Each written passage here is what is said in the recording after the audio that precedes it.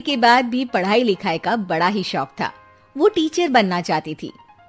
रमा का ससुराल शहर के सबसे अमीर घरों में से एक था, पर साथ ही उसके ससुराल वालों को अपने बिजनेस और पैसों का बड़ा ही घमंड था। शादी के कुछ वक्त बाद रमा अपनी सास के पास अपनी नौकरी की बात करने जाती है। अरे रमा, तू यहाँ? क्या हुआ? सब ठीक तो है ना? जी मम्मी जी, सब ठीक है। मम्मी जी, आपसे कुछ बात करनी थी। अरे रमा, अब तू बात करने को भी पूछेगी क्या? बोल पगली, जो भी बोलना है। मम्मी जी, अब तो शादी को काफी समय भी हो गया है और घर में सभी काम के लिए नौकर लगे हैं। मैं सारा दिन घर पर बोर हो जाती हूँ मम्मी जी। मैं नौकरी करना चाहती हूँ। अरे, ये क्या बोल रही है तू? नौकरी? क्या कमी है तुझे रमा? तुझे पता नहीं, हमारा बिजनेस शहर का सबसे बड़ा बिजनेस है और तू नौकरी की बात कर रही है। लोग क्या सोचेंगे कि इतना बड़ा बिजनेस, इतना पैसा होने का भी क्या मतलब, जब घर की बहू को भी नौकरी करके खुद का खर्चा उठाना पड़ रहा है। नहीं रमा, तू बिल्कुल नौकरी नहीं करेगी।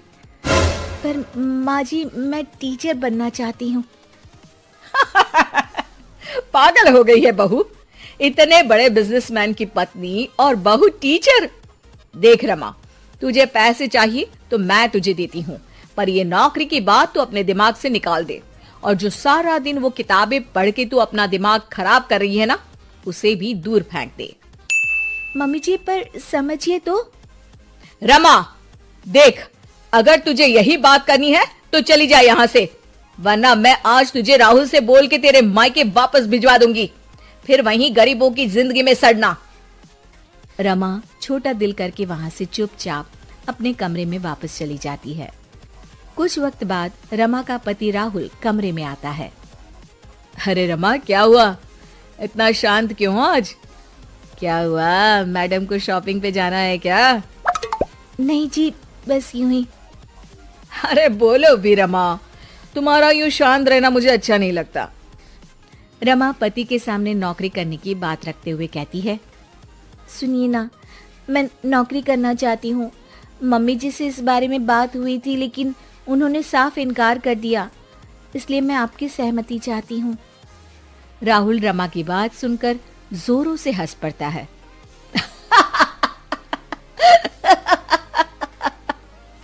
अरे रमा, तुम पागल तो नहीं हो गई हो?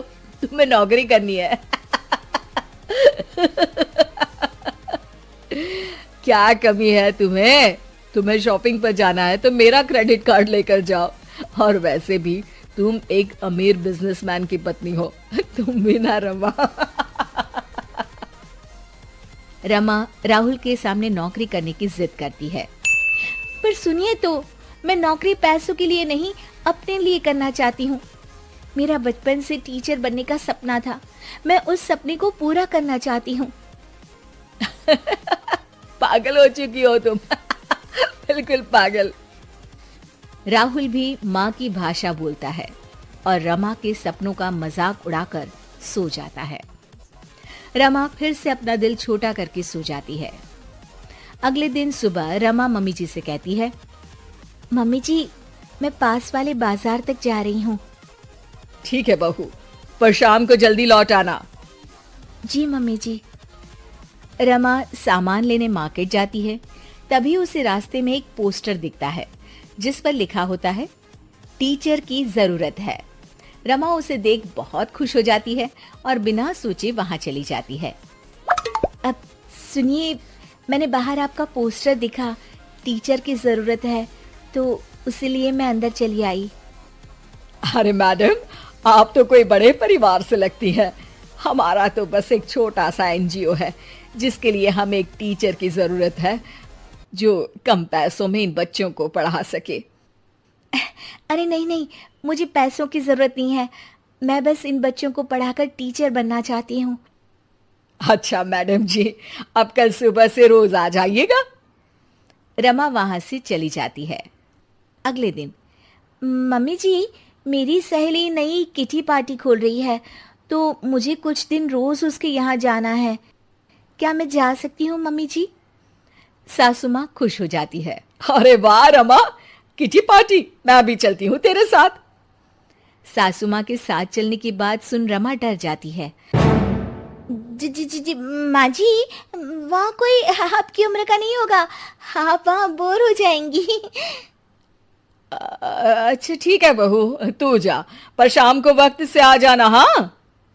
रमा सासू माँ से झूठ बोल बच्चों को पढ़ाने निकल जाती है। वक्त बीतता चला जाता है और कई दिनों तक यही सिलसिला चलता रहता है। एक दिन अचानक, अरे, ये रमा के कमरे में कॉपी और पेन, ये तो बच्चों की कॉपी लगती है। रमा, ओ रमा, तेरे कमरे में ये बच्चों की कॉपी और पेन कहां से आया? रमा डरती हुई वहां आती है। जी जी मम्मी जी, वो बुक ना शायद मेरी सहेली के बच्चों ने रख दी होगी, तभी आज बैग खोलते वक्त यहीं रह गई। सासू माँ रमा की बात सुन शक में आ जाती है। अगले दिन जब रमा घर से बच्चों को पढ़ाने निकलती है तो सासू माँ रमा का पीछा करती है। अचानक सासू माँ रमा को स्कूल में रंगे हाथों पकड़ लेती है। ओह माय गॉड, तो ये थी तेरी किटी पार्टी। मेरे तो करम ही फूट गए जो ऐसी बहू मिली।